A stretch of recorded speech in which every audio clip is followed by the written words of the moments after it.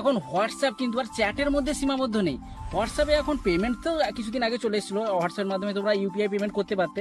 আর একটা ফিচার চলে এসেছে, রিচার্জও করতে পারবে। মানে হোয়াটসঅ্যাপ থাকলে তোমরা পেমেন্ট থেকে শুরু করে রিচার্জ পর্যন্ত সব কাজ একসাথেই করতে পারবে।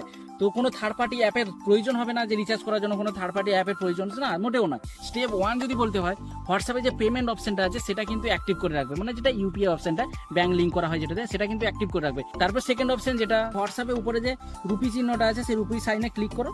ক্লিক করলেই দেখতে হবে মোবাইল রিচার্জ। হয়তো অনেকের হোয়াটসঅ্যাপে আপডেটটা আসেনি, অনেকের হোয়াটসঅ্যাপে আপডেটটা চলে এসছে, তো খুব শীঘ্রই কিন্তু সবার ফোনে আপডেটটা চলে আসবে।